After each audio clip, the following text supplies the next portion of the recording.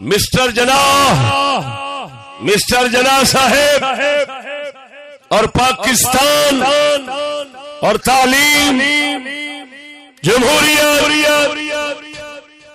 ان کے متعلق ہم کیا نظریات رکھتے ہیں میں برملا قلعہ کونا قاسم باغ دی چوٹی تے رکھ رہا سن لو اسا کی کہنے ہیں. میں نے اجمالاً اشارہ کر دیا کہ ہم اقبال کو کس طرح مانتے ہیں، جس کے اندر یہ اجمالی جواب آ جاتا ہے کہ اقبال کے جو سیاسی مذہبی نظریات ہیں ہم انہی کو مانتے ہیں. لیکن اگر کوئی وضاحت مانگے تو میں پیش کرتا ہوں. عجیب گل ذرا غور نال سمجھنا، میں صاف لفظوں میں کہہ رہا ہوں. میں مسٹر جناح کو نہ خدا سمجھتا ہوں، نہ رسول سمجھتا ہوں، نہ نبی سمجھتا ہوں، نہ ولی سمجھتا ہوں. ایک سیاسی سا بندہ سمجھتا ہوں جو اپنے سیاسی اغراض و مقاصد کے تحت کام کرتا ہوا دنیا سے چلا گیا.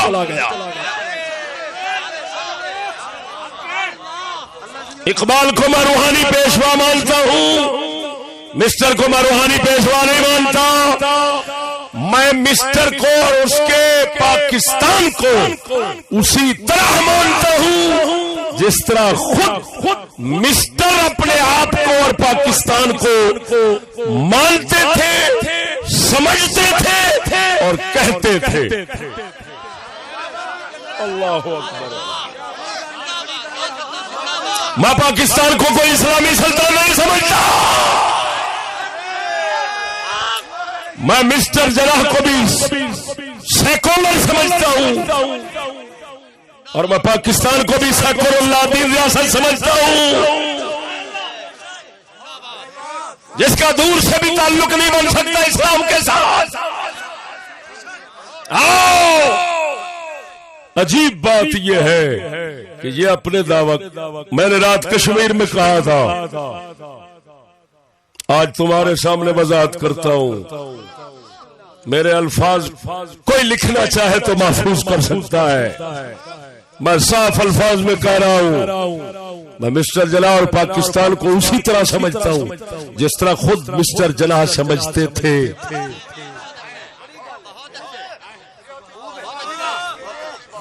اس سے کسی کا اختلاف ہو سکتا ہے؟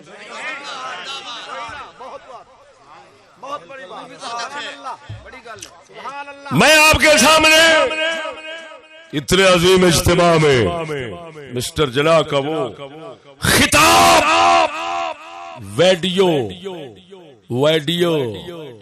آواز دونوں کے ساتھ سنانے لگا ہوں جو مسٹر جناح نے 11 اگست یعنی پاکستان بننے سے 3 دن پہلے کراچی میں پالیسی ساز خطاب کے اندر ظاہر کیا تھا. وہ بیان آپ کے سامنے رکھتا ہوں. کاکا لے آئے جلدی کر. یہ آپ سنیں جو مسٹر جناح نے خود اور اس نے جو خود مسٹر جناح نے اپنے متعلق اور اپنی ریاست کے متعلق جو کہا تھا، میں وہی نظریہ رکھتا ہوں، میں وہی نظریہ رکھتا ہوں، میں وہی نظریہ رکھتا ہوں. میں دونوں کو مذہبی اسلامی نہیں سمجھ سکتا. کیوں کہ جب دونوں کی وضاحت خود پاکستان کے بابے کی زبان سے ظاہر ہو جائے، وضاحت ہو جائے، تو پھر میں کیا معنی متعین کرتا رہوں؟ میں کیا کہوں؟ میں نے پہلے ہی بتا دیا میں مسلمان ہوں، میں صرف اسلامی ریاست پر ایمان رکھتا ہوں.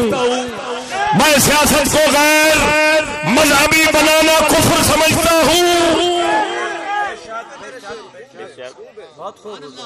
میں تو اقبال کو پڑھنے والا ہوں. ہمارے اقبال جو کہہ گئے ہیں میں وہی مانتا ہوں. نظام پادشاہی ہو جمہوری تماشا نظام بادشاہی ہے کہ جمہوری تماشا ہو جدا ہوتی سیاست سے تو رہ جاتی ہے چنگیزی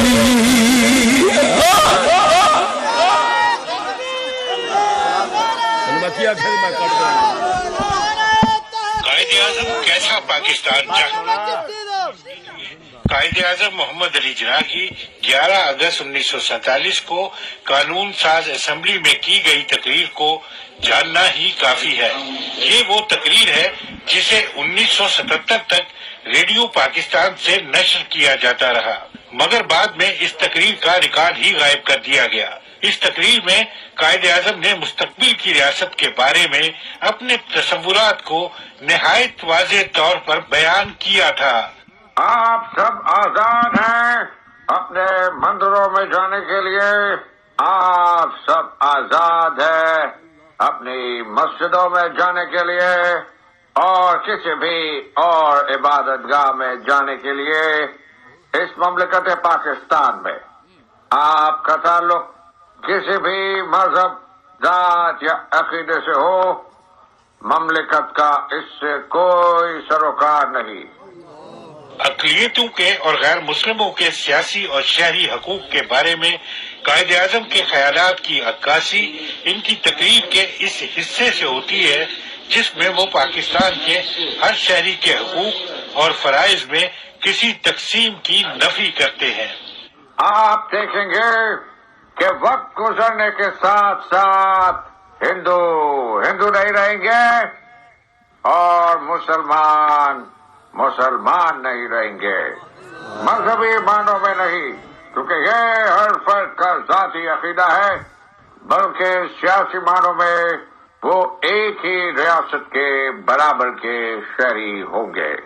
المیہ یہ ہے کہ ہم نے قائد کے تصورات کے مطابق پاکستان کی تعمیر کے بجائے ان کے خیالات کو چھپانا شروع کر دیا ہے، جس کا نتیجہ آج ایک ایسی ریاست کی صورت میں ہمارے سامنے ہے جہاں عدم برداشت اس کی پہچان ہے۔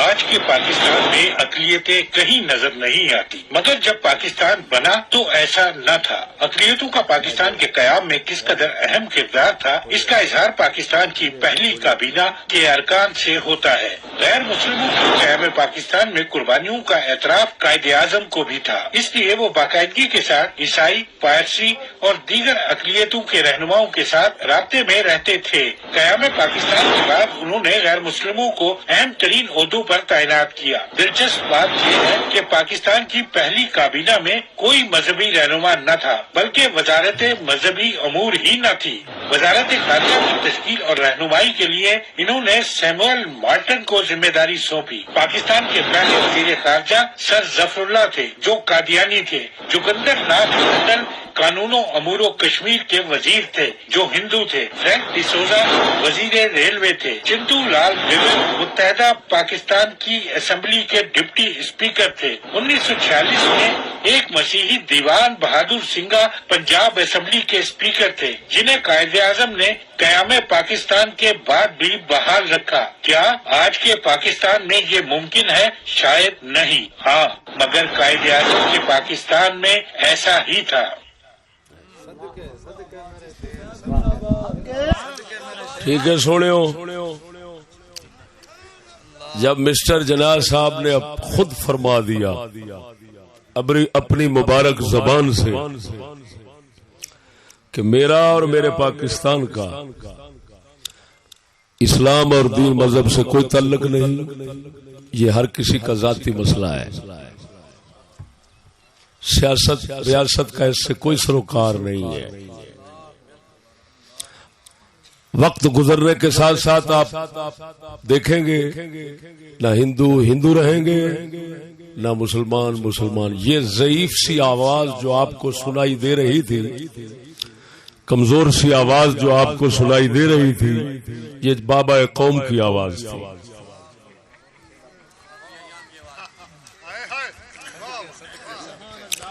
لہذا میں ہاتھ اٹھا کر کہتا ہوں، میں مسٹر جناح کو اور پاکستان کو اسی طرح مانتا ہوں جس طرح وہ خود مانتے تھے.